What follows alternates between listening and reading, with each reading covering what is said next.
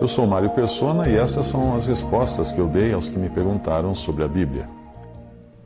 Você escreveu perguntando se os 144 mil de Apocalipse seriam a igreja. Não. Os 144 mil não são cristãos, membros do corpo de Cristo, que é a igreja, mas são israelitas convertidos e salvos no início do período de tribulação, ou do princípio das dores, ou na grande tribulação. O número em si pode ser literal ou simbólico, mas a categoria a qual eles pertencem não é simbólica, eles são israelitas. Naquele momento que se sucede ao arrebatamento da igreja, que vem depois do arrebatamento da igreja, cuja história na Terra termina no capítulo 3 de Apocalipse, esses estarão na Terra e serão selados, provavelmente como sinal de proteção de Deus, para serem guardados durante os 7 anos, e principalmente na segunda metade da semana profética, que é chamada de Grande Tribulação. A primeira metade é chamada de Princípio das Dores. Está muito claro que são judeus, porque é dado o nome de cada tribo, são israelitas, né? O nome de cada tribo e os que fazem parte da igreja não são israelitas. Mas a igreja de Deus, que é a designação que vigora hoje, em contraste com os judeus e gentios, é algo único, algo separado. Veja em 1 Coríntios 10, 32, como Deus identifica 3 povos. Portai-vos de modo que não deis escândalo nem aos judeus, nem aos gregos ou gentios, nem à igreja de Deus. Na lista das tribos estão faltando Dan e Efraim, talvez por terem sido as tribos mais associadas à idolatria no Antigo Testamento. Aparentemente foi a tribo de Dan a primeira a estabelecer um culto a um ídolo, já na terra prometida em Juízes 18, 30, 31. A tribo de Dan também não é mencionada em 1 Crônicas 2, versículo 3 e 1 Crônicas 8, versículo 40. Provavelmente o anticristo venha da tribo de Dan. Na profecia de Jacó, que é Israel, Dan aparece como alguém que iria julgar o povo de Deus, porém no caráter de uma serpente que induz o homem a pecar, como faz Satanás, ou que quer destruir o homem.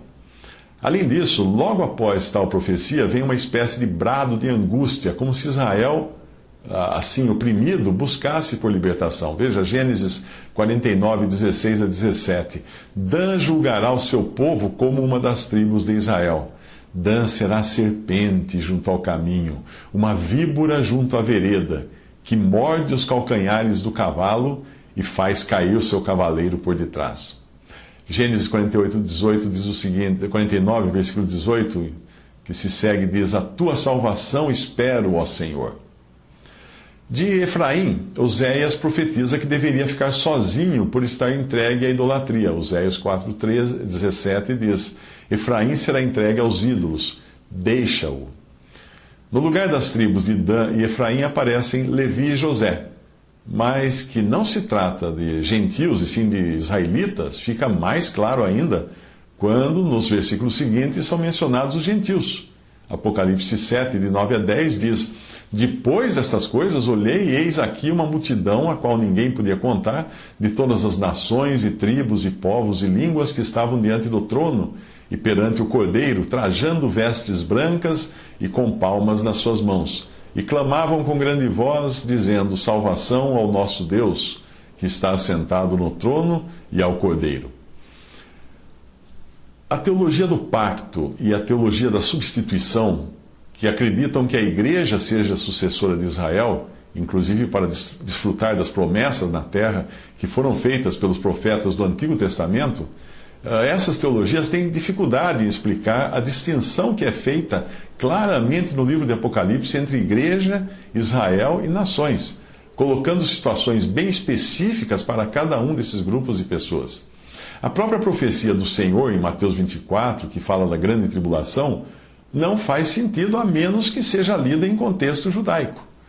Que sentido faria o Senhor dizer para os que estiverem na Judéia que fujam para os montes? O que a igreja estaria fazendo na Judéia? E por que orar para que a sua fuga não ocorra no sábado? Por que estaria a igreja guardando o sábado e as restrições de distância que pertenciam à lei dos judeus quanto ao limite para se caminhar no sábado?